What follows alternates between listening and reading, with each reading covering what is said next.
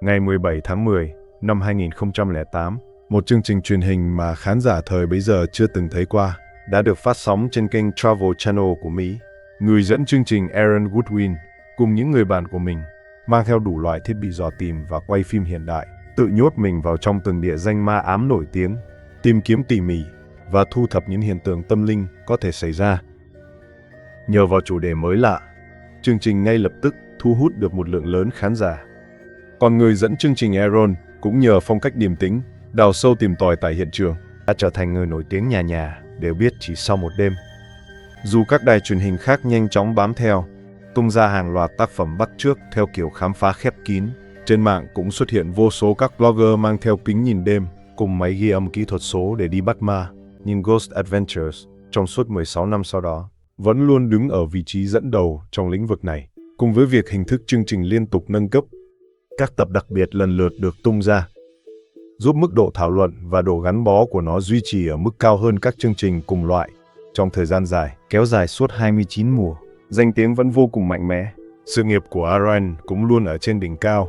Nhưng vào một ngày tháng 3 năm 2025, vài sĩ quan cảnh sát đã đến nơi làm việc của hắn, phơi bày một bí mật khiến hắn lập tức già đi 10 tuổi.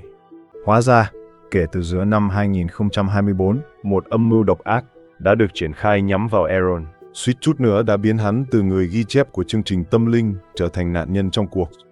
Như thể muốn hắn dùng chính mạng sống của mình để kiểm chứng xem sau khi chết có thực sự có linh hồn hay không.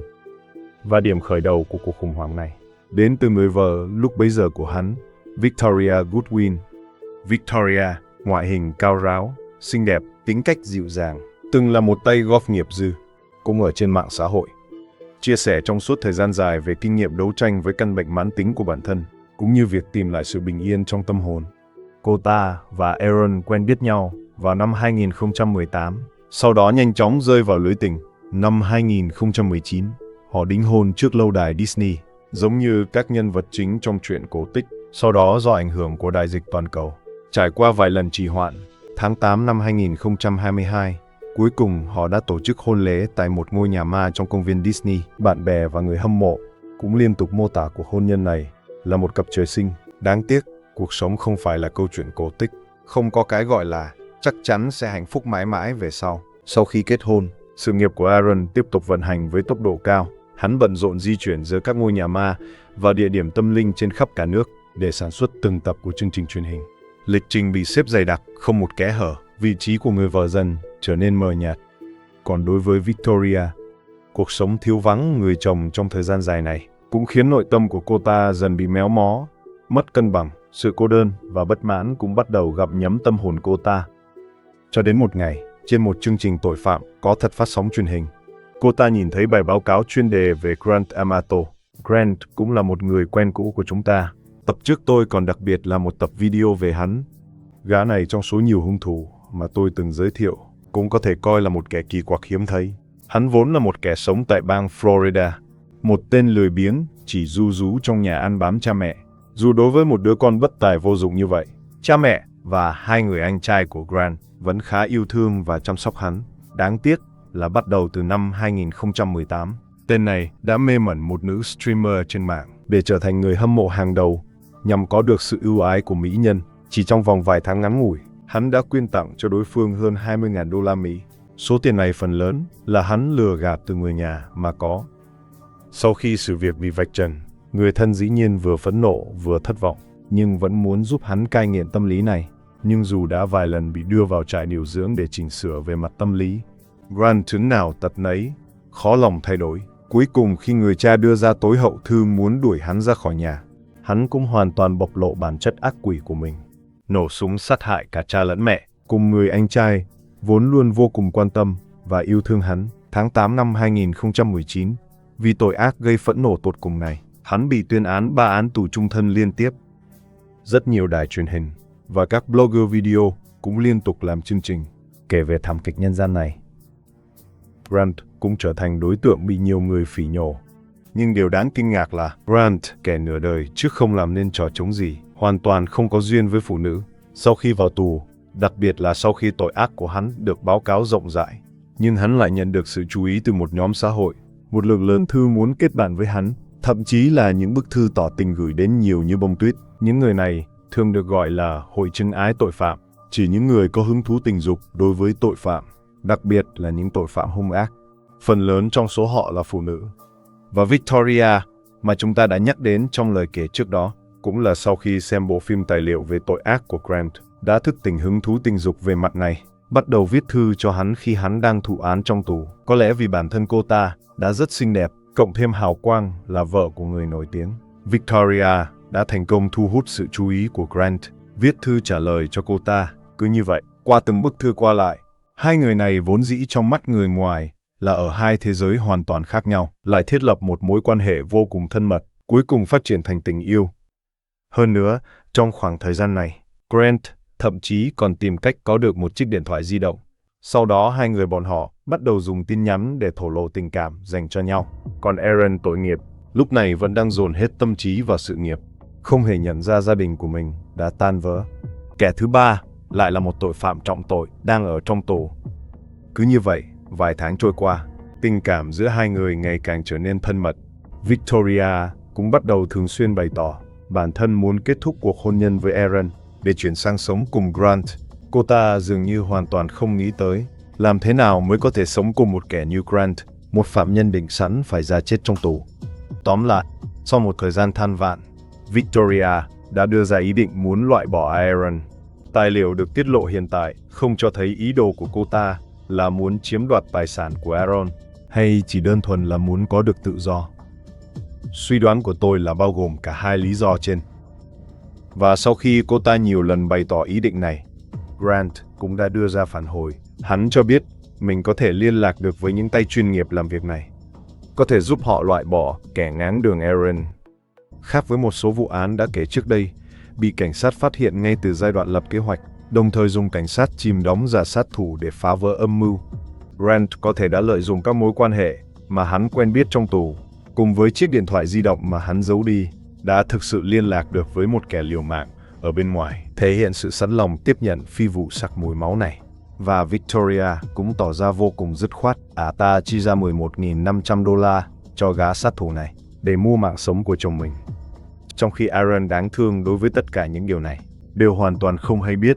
Ngược lại, anh còn cố gắng bù đắp cho những tiếc nuối vì thường ngày không thể ở bên vợ, cho nên chỉ cần có thời gian rảnh, anh sẽ cố gắng hết sức để chạy về nhà, để cùng Victoria trải qua những ngày cuối tuần cùng với các ngày lễ, vào đúng ngày kỷ niệm 2 năm ngày cưới.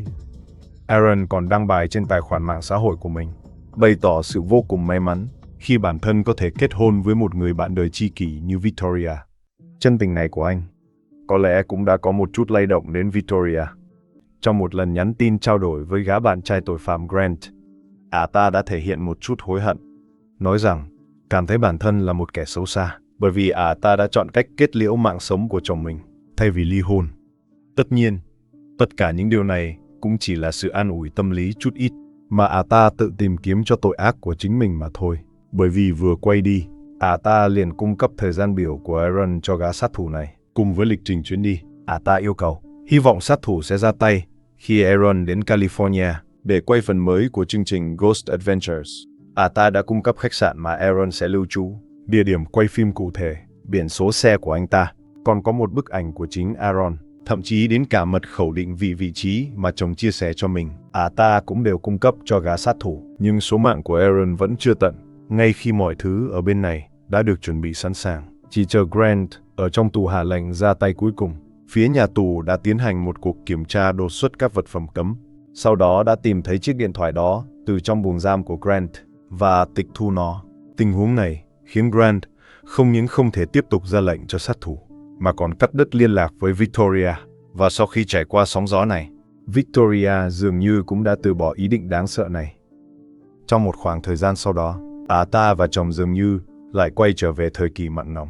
Trên mạng xã hội, ta giống như một người vợ hiền thục đáng yêu. Đăng những bức ảnh cùng chồng trải qua ngày lễ tình nhân. Còn có cả những bức ảnh lắp ráp Lego cho Aaron, khoe khoang sự ân ái. Có lẽ nghĩ rằng âm mưu tội ác mà chính mình tham gia đã bị chôn vùi trong bóng tối một cách thần không biết quỷ không hay. Cho đến vài tháng sau, vào tháng 3 năm 2025, phía nhà tù bắt đầu tiến hành kiểm tra các loại hàng cấm bị tịch thu. Sau khi mở chiếc điện thoại di động đó ra, Họ phát hiện một lượng lớn tin nhắn đối thoại giữa Grant và Victoria được lưu trữ bên trong, cũng hiểu được âm mưu giết người nhắm vào Aaron này. Sau đó lập tức giao nộp cho cảnh sát. Ngày 6 tháng 3 năm 2025, cảnh sát lập tức tiến hành bắt giữ Victoria. Aaron cũng bị sự thật làm cho chấn động đến mức già đi rất nhiều chỉ trong thoáng chốc. 6 ngày sau, vào ngày 12 tháng 3, chính thức nộp đơn xin ly hôn. Vì chứng cứ đanh thép không thể chối cãi, nên hơn một tháng sau khi bị bắt, vào ngày 22 tháng 4 năm 2025, Victoria đã thừa nhận tội danh đồng mưu thực hiện hành vi giết người. Không lâu sau đó, vào ngày 5 tháng 6, Ả bị kết án từ 3 đến 7 năm rưỡi tù giam. Tại tòa, Ả khóc lóc thảm thiết, bày tỏ rằng bản thân chỉ là nhất thời hồ đồ, xin được lượng thứ. Nhưng Aaron với tư cách là nạn nhân đã bi phẫn phát biểu tại tòa.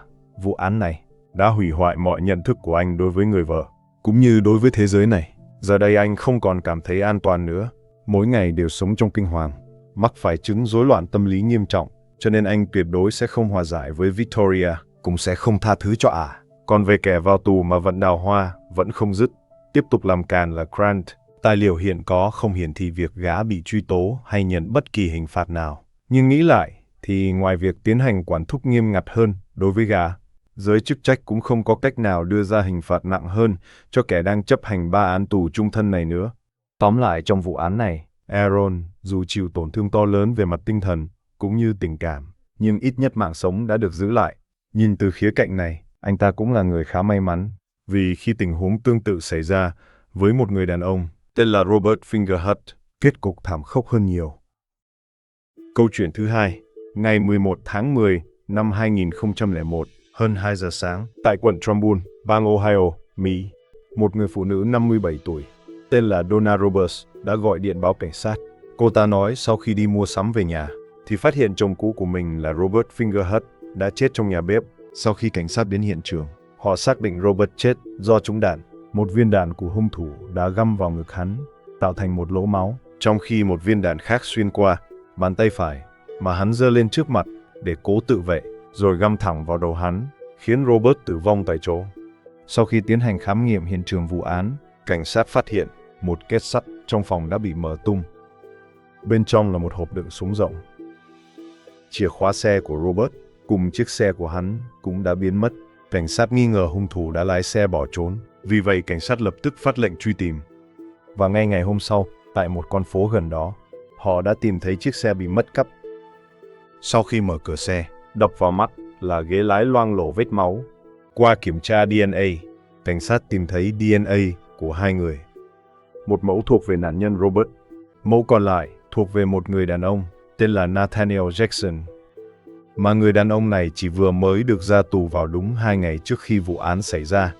Vì vậy, cảnh sát lập tức bắt giữ hắn một lần nữa. Đến đây, vụ án vốn có vẻ như là một tên tội phạm cộm cán ngựa quen đường cũ, vừa ra tù đã lập tức cướp của giết người, dường như đã được phá nhanh chóng, cho đến khi cảnh sát phát hiện điểm nghi vấn trong lịch sử cuộc gọi trên điện thoại của Nathaniel.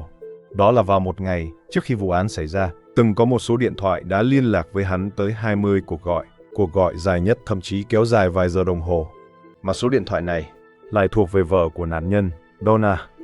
Dựa vào manh mối này, cảnh sát đã có được lệnh khám xét nhà của Donna, và cuối cùng trong cốp xe của cô ta, họ đã thu giữ được một túi tài liệu. Bên trong là hơn 200 bức thư qua lại giữa cô ta và Nathaniel khi hắn còn ở trong tù, cũng có thể gọi là thư tình. Trong quá trình thẩm vấn Donna, cô ta thể hiện kỹ năng diễn xuất cường điệu như một nữ diễn viên thập niên 1940, tỏ ra cực kỳ chấn động trước việc Nathaniel chính là hung thủ, liều mạng muốn gạt bỏ sự liên quan của bản thân khỏi vụ án mạng này. Nhưng ngay sau đó, cảnh sát dựa vào nội dung trong những bức thư đó, cùng hàng loạt bằng chứng khác nhau, cuối cùng đã chấp vá và phục dựng lại toàn bộ sự thật của vụ án. Hóa ra bắt đầu từ mùa xuân năm 2001, Donna đã tham gia một dự án phúc lợi công cộng do nhà thờ địa phương tổ chức. Đó là viết thư cho các phạm nhân đang thi hành án trong tù, khuyến khích họ tích cực cải tạo tốt, sau khi ra tù sẽ sống một cuộc đời lương thiện. Đối tượng nhận thư của Donna lúc đó chính là Nathaniel, kẻ vào tù vì tội cướp tài sản. Khi đó Nathaniel còn 8 tháng nữa là mãn hạn tù. Hắn cũng phản hồi tích cực trước bức thư thân thiện này. Thế là hai người họ trở thành bạn qua thư. Nhưng mối quan hệ thuần khiết này không duy trì được bao lâu.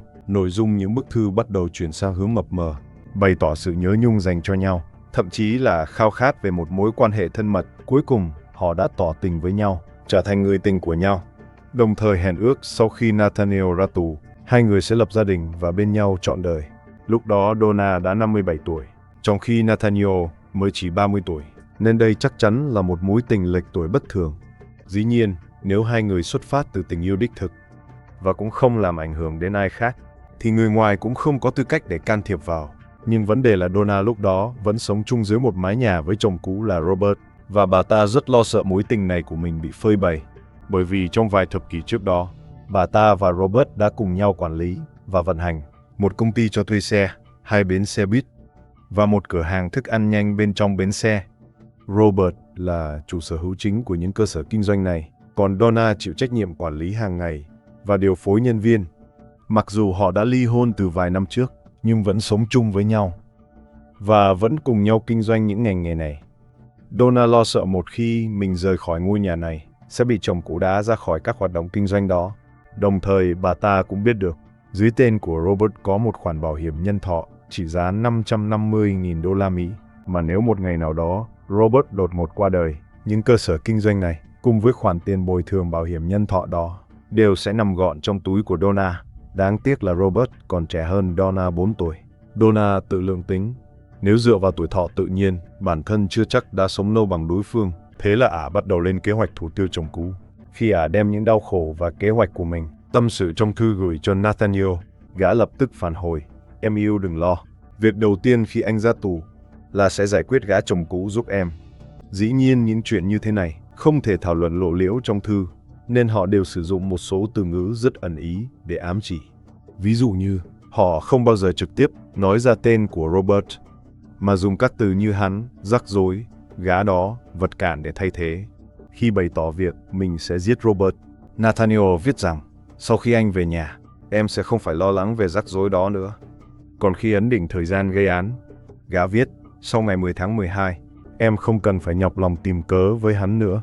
Về phía Donna, cũng dùng những câu thế này: cửa sẽ mở, giống như trái tim em vậy, để phản hồi rõ ràng về việc mình sẽ hỗ trợ mở cửa. Tóm lại, thông qua những bức thư đầy ám hiệu này, cùng với lượng lớn các cuộc điện thoại liên lạc, họ đã chốt xong kế hoạch sát hại Robert.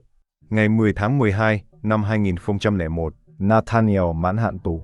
Donna, người đã mong chờ ngày này từ lâu, dĩ nhiên đã đích thân đến đón gã ra. Sau đó hai người thuê phòng tại một khách sạn, trải qua một đêm cuồng nhiệt. Trưa ngày hôm sau, Donna ra siêu thị mua giúp nhân tình nhỏ của mình bao tay dùng để gây án, túi rác và nước tẩy rửa, rồi quay về nhà, mở sẵn khóa cửa sau. Tiếp đó, lấy cớ đột xuất phải đi mua đồ để rời khỏi nhà. Còn Nathaniel thì theo đúng kế hoạch, lẻn vào trong nhà. Kế hoạch ban đầu của gã có thể là dựa vào lợi thế thể lực, bất ngờ tấn công dùng tay xiết cổ, hoặc dùng dao trong bếp để giết Robert. Nhưng có thể do gã gây ra tiếng động quá lớn, khiến Robert cảnh giác. Ông ta liền mở két sắt, lấy súng bước ra khỏi phòng để kiểm tra, và chạm trán ngay Nathaniel ở trong bếp. Nghĩ rằng mình gặp phải kẻ trộm, Robert giơ súng bắn ngay. Tiếc là phát bắn của ông ta không chuẩn xác. Viên đạn chỉ sượt qua ngón tay của Nathaniel, tạo thành một vết thương, nhưng điều đó cũng cho đối phương thời gian để tiếp cận. Ngay sau đó, Nathaniel lao lên. Sau một hồi giằng co, hắn giật phăng khẩu súng từ tay Robert, rồi lật ngược tay, bóp cò nhắm thẳng vào người đàn ông chủ nhà, sát hại nạn nhân. Cuộc xung đột và ẩu đả bất ngờ này thực sự cũng đã làm Nathaniel hoảng loạn. Sau khi gây án, hắn không dám nán lại, đã đánh cắp xe của Robert rồi bỏ trốn. Sau đó hắn còn đến bệnh viện để điều trị vết thương trên tay. Tuy nhiên, vết thương này cũng trở thành cái cớ để Nathaniel ngụy biện cho mình. Sau đó tại tòa án, hắn tuyên bố bản thân đêm hôm đó hoàn toàn không có kế hoạch giết Robert. Mục đích của hắn chỉ là muốn nói chuyện với đối phương về Donna. Không ngờ Robert thẹn quá hóa giận, đã rút súng tấn công hắn trước. Hắn mới buộc phải tước súng và giết đối phương trong tình huống phòng vệ chính đáng. Nhưng bồi thẩm đoàn đã không tin vào lời biện hộ của hai kẻ đó, phán quyết bọn chúng phạm tội giết người ác tính, đồng thời tuyên án tử hình đối với cả hai. Phán quyết này có thể nói là cực kỳ nghiêm khắc. Tuy nhiên ai cũng biết rằng các tử tù ở Mỹ có quy trình kháng án rất dài. Ngoài ra một số bang còn tạm dừng thi hành án tử hình trong thời gian dài. Sự trì hoãn này đã mở ra con đường sống cho bọn chúng Sau khi trì hoãn hơn 20 năm, vào ngày 1 tháng 5 năm 2025, tòa phúc thẩm đã hủy bỏ án tử hình đối với Nathaniel. Hình phạt của hắn cũng được giảm xuống tù trung thân. Còn về kẻ chủ mưu vụ án, Donna, dù án tử hình của mụ ta vẫn được giữ nguyên, nhưng vẫn đang trong quá trình kháng án kéo dài. Xét thấy mụ ta hiện đã 81 tuổi, nên ước tính kết cục cuối cùng của mụ sẽ là già chết trong tù. Được rồi, vụ án hôm nay đến đây là kết thúc. Một lần nữa, vô cùng cảm ơn các bạn đã xem và đăng ký kênh Hồ sơ vụ án có thật. Hẹn gặp lại các bạn trong video tiếp theo.